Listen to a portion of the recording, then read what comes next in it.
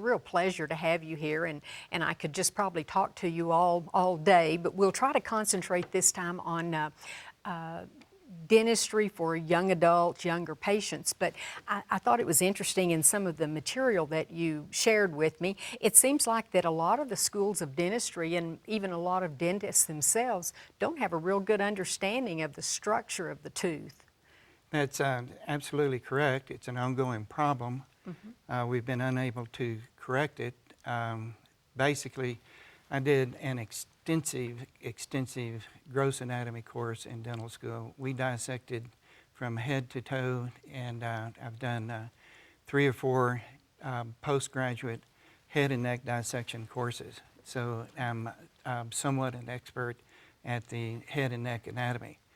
What none of the schools anywhere on this planet require is dissecting of teeth.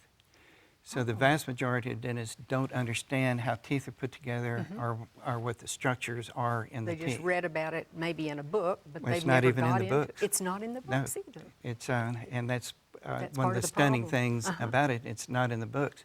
We published the anatomy of teeth in 1996, and it's still not being taught. We brought it into universities, and they'll look at it and, well, this doesn't fit our curriculum.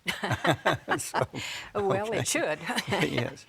But we have a number of dentists who have been trained through my teaching institution, the Texas Institute. They understand the anatomy of teeth, and then that's where decay starts, is in the little pit fissures and defects in the chewing surfaces of teeth. That's 80% of all decay. So if you address that, then as we have done in our practice, then you can eliminate at least 80% of all future dentistry. That's amazing. Well, so is it true then, because of this, that a lot of dentists are just seeing patients to repair what either they or another dentist did to a tooth previously? Absolutely. That's 80% of what dentists do on a daily basis Repair. is repair of somebody else's dentistry or their own dentistry. When I started practice, that was the ideal practice. You finally got that magic number of 1,800 patients in there, and they would keep you busy full-time, so you reach that status of my practice is now closed. They're limited. I see. What is it that you refer to as the $6,000, is it death spiral? Right. What does that When mean? you touch that tooth with a high-speed drill, okay, I've had you that. create microfractures within that tooth. And then the most incompatible material ever developed for replacement of human structure is the silver filling material. The second most, if it's not used correctly, are the composite materials or the plastic materials. Plastics. So once you touch that tooth with a high-speed drill, and that includes me in my first 10 years of practice, you will see those teeth break down over a period of time. And They don't grow back. No, you don't grow back that enamel. Remineralization is not what it's cracked up to be. Okay, so after a certain amount of time, the first filling fails, and then you replace that one, and then you get a bigger filling in there. Next time you have to put a crown on the tooth. The tooth goes dead. Now you need to do a root canal. That fails, and now then you need to consider implants and so forth. So the current estimate on a 10-year-old, if you drill into that tooth and you place any type of filling in that tooth, is it turns into the $6,000 death spiral. I see, that's where that comes from. I understand. What's the biggest problem in terms of prevention, say, for the younger generation? Okay, one of those is what do they have in their diet, and we can get around that, and that's the Gatorades, the Monster drinks, the stuff that are highly acidic, and you can buy these little pH meters.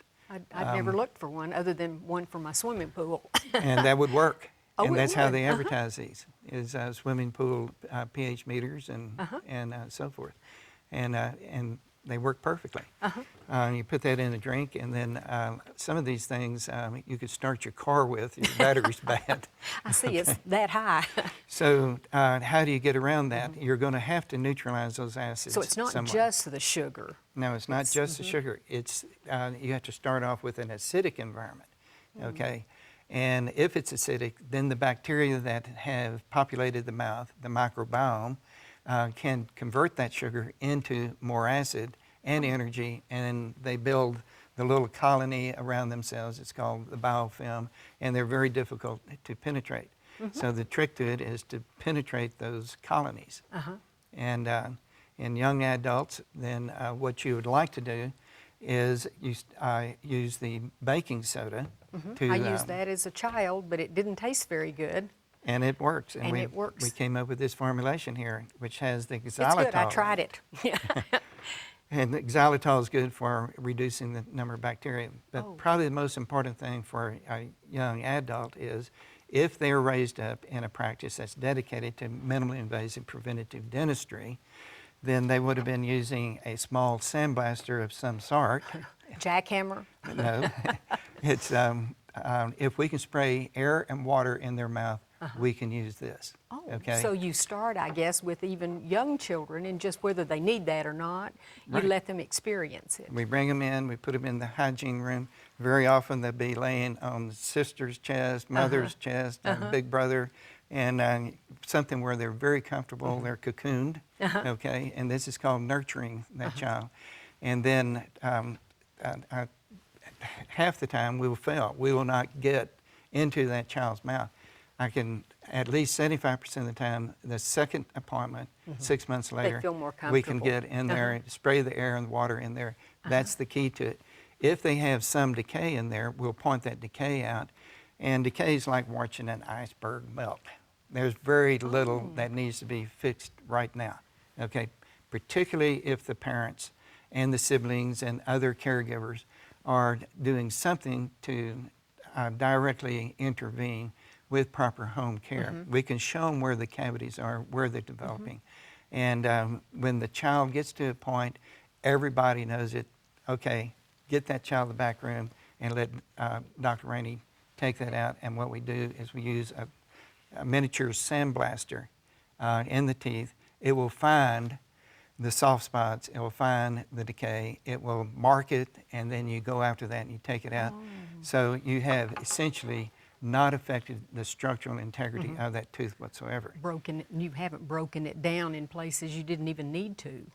Probably the most important thing for young adult dentistry is they're not carrying that bacteria forward as the other permanent teeth erupt. So you see far less decay in those permanent teeth, and we do the exact same thing on each one of the erupted permanent teeth, and then try to protect those teeth as they go through what we call the maturation of enamel cycle, which ends somewhere around 18 years of age. The teeth are not fully formed, even though they have erupted. They need to get hard. They need to lose imperfections. They need to pick up calcium and phosphate into the structures of the teeth, and that's a slow process. Now, if you're sucking down a quart of Gatorade every day, forget it. It's not going to work. Does the drilling harm the enamel? Absolutely. Okay. And we've known that since the day the high-speed drill came out. And I didn't even know there 1953. was a slow-speed drill. I just thought there was that drill that all dentists use. Well, it's also the slow-speed drill is known as a jackhammer. Oh, okay.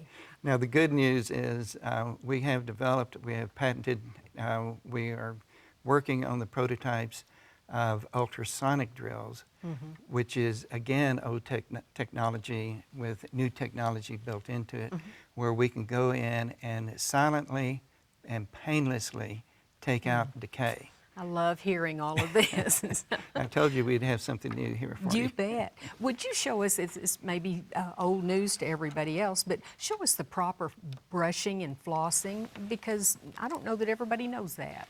Okay, one of the things is that a person doesn't develop the physical skills to properly brush their teeth until they're about 10 years of age.